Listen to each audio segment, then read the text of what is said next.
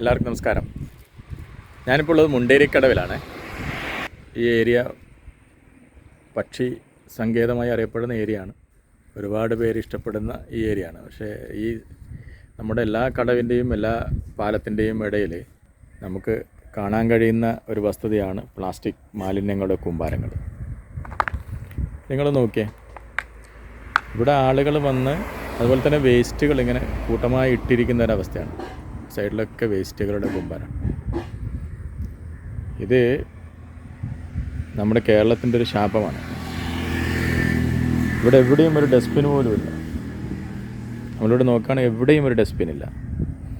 ഞാൻ ഓർക്കുന്നത് നമ്മുടെ ബഹുമാന്യ മുഖ്യമന്ത്രി പിണറായി വിജയൻ സാർ ഒരു നോർവേയിൽ പോയപ്പോൾ ഒരു കുട്ടി ചോദിക്കുന്നുണ്ടായിരുന്നു, നമ്മൾ നാട്ടിൽ പോയാൽ മിഠായി വാങ്ങിയാൽ അതിൻ്റെ പ്ലാസ്റ്റിക് കവറിടാൻ എവിടെയും ഡസ്റ്റ്ബിൻ ഇല്ല.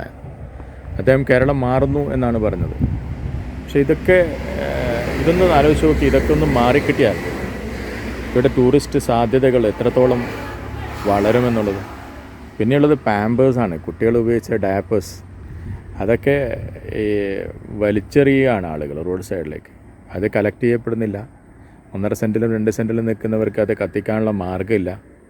പിന്നെ വലിയ പൈസ കൊടുത്ത് ഈ കത്തിക്കുന്ന ഉപകരണങ്ങളൊക്കെ വാങ്ങിക്കുക എന്ന് പറയുന്നത് പ്രാക്ടിക്കലും അല്ല. എൻ്റെ ഒരു അഭിപ്രായത്തിൽ ഗവൺമെൻറ് തലത്തിൽ അതിൻ്റെ കളക്ട് ചെയ്യാനും സംസ്കരിക്കാനുള്ള സംവിധാനങ്ങൾ ഉണ്ടാവേണ്ടത്.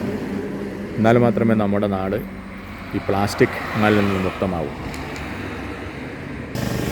പ്രിയപ്പെട്ടവരെ, ദയവ് ചെയ്ത് ഇത്തരം സ്ഥലങ്ങളിൽ പോയി കഴിഞ്ഞാൽ നമ്മൾ ഉപയോഗിച്ച വേസ്റ്റുകൾ വലിച്ചെറിയരുത്.